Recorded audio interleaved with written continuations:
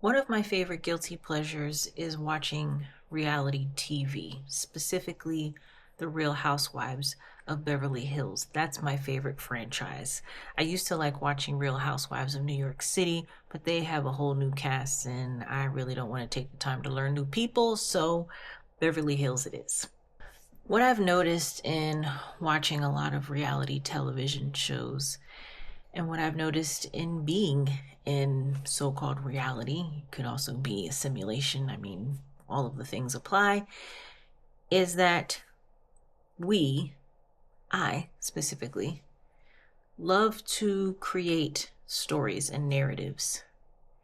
And in watching specifically reality TV, and part of the reason why I like watching it is because it gives you a very clear view as to how people can make up ideas and stories and narratives in order to continually be viewed and liked and loved and appreciated or even hated by the public, by people.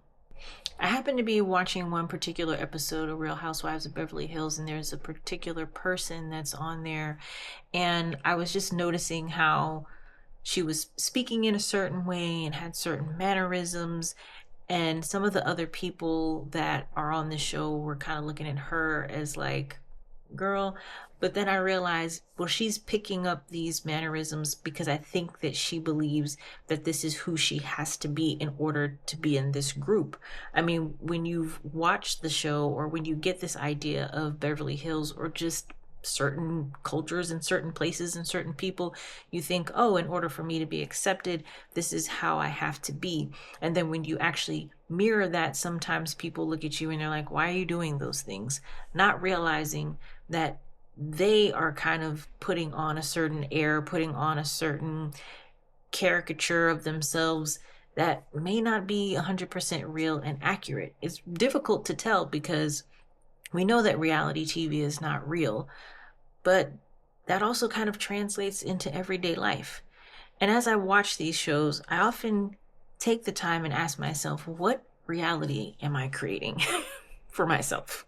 Though you are coming along this journey with me, and really the second stage of this manifesting, creating this whole new life for myself, and the second stage is the action, doing things that are outside of my comfort zone to stretch me so that I can break the monotony and the pattern and the well-worn grooves of the life that I've built thus far. Before that was awareness, and that process took quite a bit of time.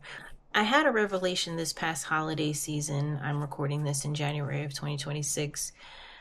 The revelation that I had started out when I was looking at the way my holidays were kind of shaking out. I had a really good holiday. I truly had a wonderful Thanksgiving. I had a wonderful Christmas. And it wasn't the type of holiday that I had imagined for myself ever. Like, ever in the history of imagining what my holidays could look like. It wasn't that.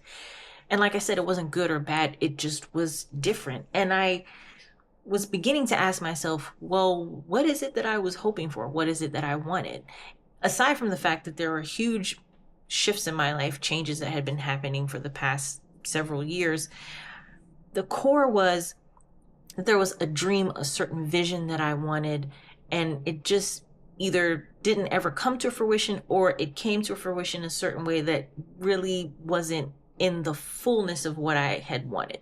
I watched The Cosby Show growing up, and it was a way for my family and I to bond. It was something that we got together, ate dinner, laughed, and just had a wonderful time watching this family play out all different sorts of life scenarios together and live, laugh, love, struggle, all the things. The character that was closest to me in age was Rudy.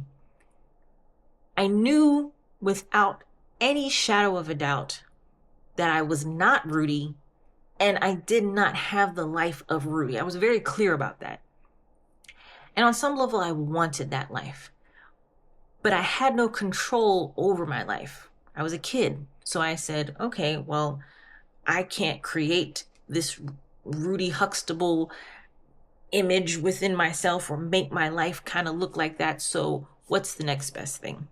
I decided that I wanted to be Claire Huxtable, and I was going to create my Huxtable life. I was going to create my Huxtable family, and that was going to be the whole core of everything, my identity. I didn't even put two and two together as to why I wanted 5 kids. People used to ask me, "Oh, you want to have a family?" Yes, I want 5 kids. 5 kids, where did that come from? The Cosby Show. I was a dancer for over 20 years. Well, where did that come from? The Cosby Show, the episode where Rudy is tap dancing with Sandman Sims. Challenge. That was the inspiration for me telling my mom, hey, I want to take dance class. Then, boom, all of a sudden I'm in tap class and my whole life changed.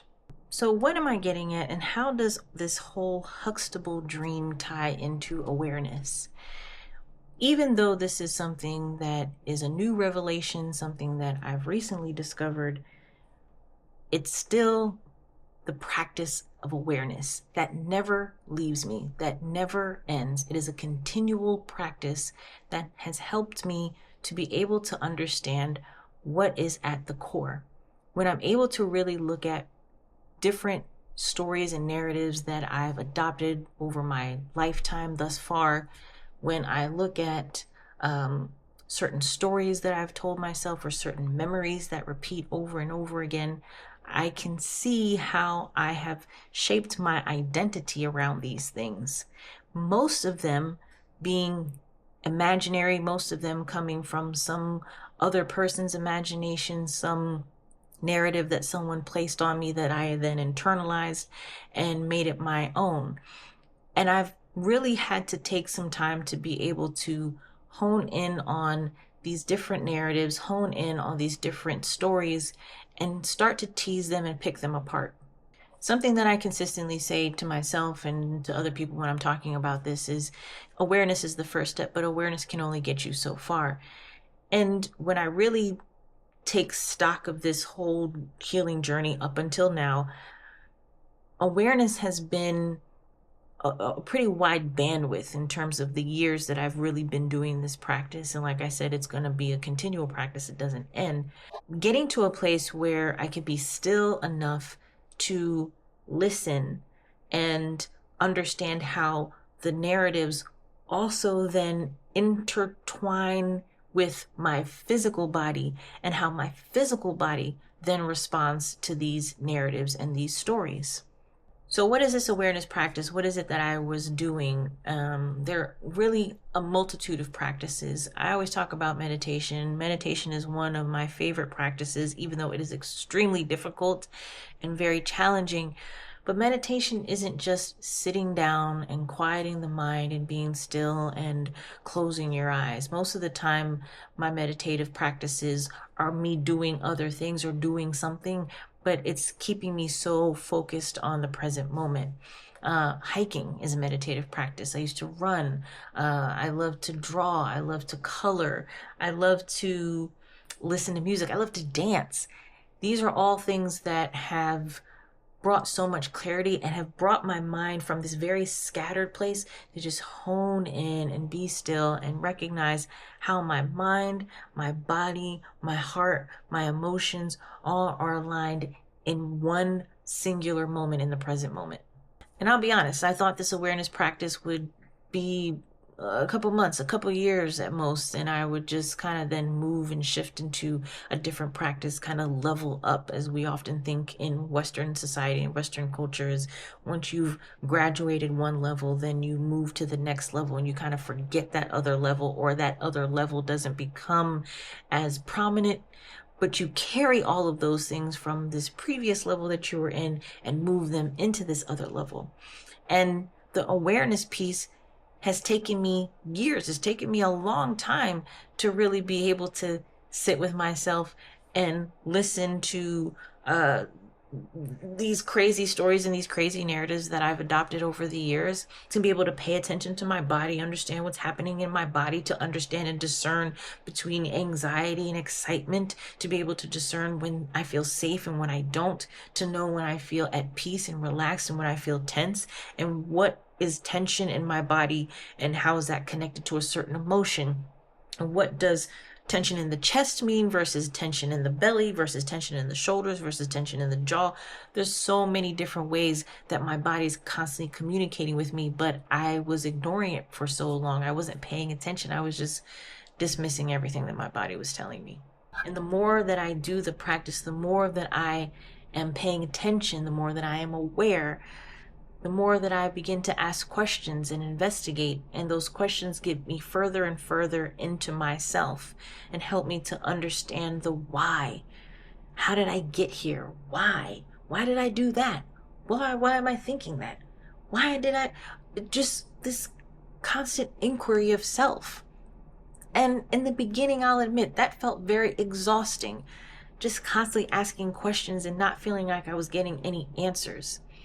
But then I started to feel as though the questions in and of themselves were answers, because once I would have a question, I could kind of get a little bit of clarity as to the answer, and then it would lead to another question, and that question was an even more in-depth question than the previous one. Awareness is a practice that I know is going to stay with me. It's been staying with me this whole time, even though I have now shifted into a more advanced practice of the doing, of actually making myself, or putting myself, I should say, outside of my comfort zone, doing things that stretch me, that get me out of that continual momentum and that rut that I was in. I still have awareness, because now that I'm doing new things, I'm paying attention to the fact that my body and my mind are screaming at me and telling me that I need to go back into my safety zone, that I need to do the things that I was doing before. The patterns and the repetition that I had felt safe, and they still do feel safe. And I continually have to tell myself and remind myself that it's okay to do new things, that it's okay to stretch myself, to take up space, that I can do something new, try something new, and suck at it. Like, I don't have to be good at something right away. In fact, I'm never good at something right away. But I give myself such a hard time that I didn't nail it, that I didn't get it down. Even the journey of failing is a beautiful journey. And so the awareness practice is important. And that's why I'm sharing this with you in terms of creating the life that I desire for myself, creating this new life after 40, because, particularly after 45, I'm honest, the awareness is always the foundation. The awareness always gets me back to a place where I'm able to understand what's going on in real time, because my mind and my body are one, and they're talking, and they're constantly going back and forth and communicating with each other. But oftentimes I'm distracting myself with Netflix, I'm distracting myself with TikTok, I'm distracting myself with Gizmo, I'm distracting myself with a bunch of things. Awareness gets me back in the moment. It gets me back to what's going on. What is my body trying to tell me? If it's good stuff, then I notice it and I say, okay, cool, let's keep doing that good thing. That feels really nice. Even if it's something that's good that feels scary, which is breaking out of my comfort zone, I can at least recognize that. And awareness is also great for when things aren't necessarily good and it's not safe. Man, when I can hone in on moments, people, situations that I'm experiencing now that aren't safe for me, whew, that's like gold. I mean, that's me reparenting my younger self and telling my younger self, guess what? I got it. It's okay. You don't have to take the wheel. You don't have to take control. I got it. We are going to be okay, because now I know what's safe.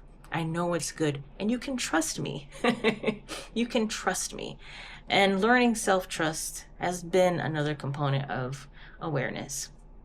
I hope that this has been helpful. I'm going to continue to share these processes and these steps and these journeys, because I'm in the middle of it. I'm going through it right now. And so there's no sort of hierarchy. There's no like, I'm so advanced or anything like that. I don't think that about myself. And I hope that you don't think that, or I hope that I didn't give that impression. I'm learning along the way. And every single day I start over. It's starting fresh. Even moment to moment. I make mistakes. I fall. I get frustrated. But then I get right back, start at the starting line and say, okay, let's Go again. Let's try this again. Continue with me on this journey, y'all. It's going to be a really wild and fun and crazy and wonderful journey in the best ways. So let's go.